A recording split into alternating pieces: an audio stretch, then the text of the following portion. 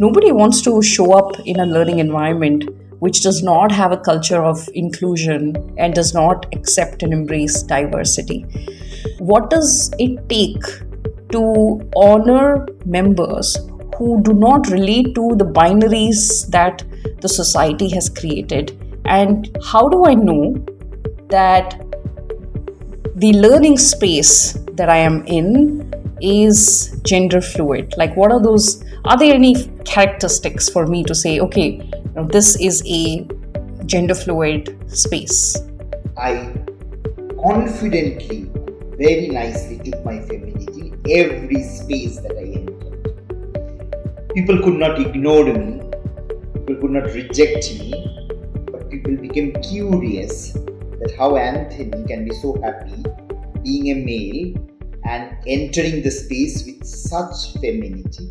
At that time I understood what gracefulness means, and I consciously started being graceful.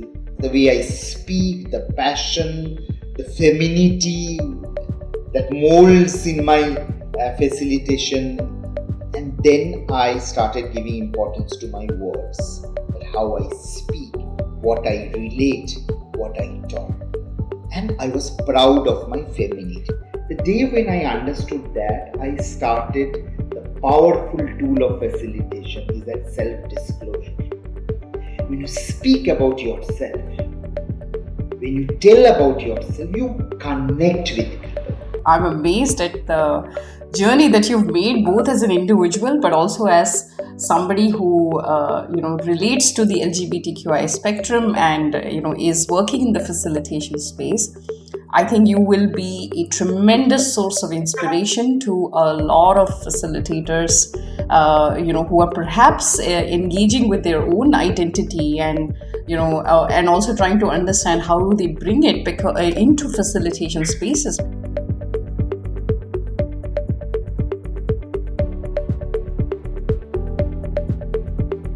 I am a gay but with femininity. So with these two queer thing, I have used these two weakness which world thinks of into my strength in my facilitation space. That made me wonder, as a young person in a learning institution, you found a thriving environment, and it was also from a place of, because you were experiencing appreciation for your skills, for your talent, for just who you were. The male, while participating, they used to also bring the feminine characters of theirs, and female, while in my facilitation space, automatically used to bring their masculine, and that both feminine and masculine, irrespective of which gender they were, was flowing in. And I understood that this gender fluidity only creates that space of confidence, space of safety in a facilitation space. In 2021, I believe that it should be mandatory that all facilitator training must involve conversations around discrimination, must involve conversations around gender fluidity and sexuality, must involve conversations around the birth of feminist movement and why it started, and how did it, through the three waves, how did it reach a place of intersectional feminism.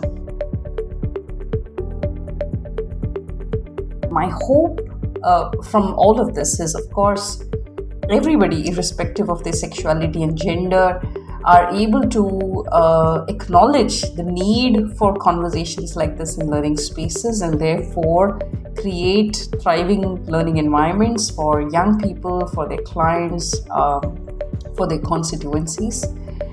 And I also feel that this episode is likely to connect and inspire and honor a lot of facilitators who are from the LGBTQI spectrum. And if any of you are listening to this, please know that you're not alone.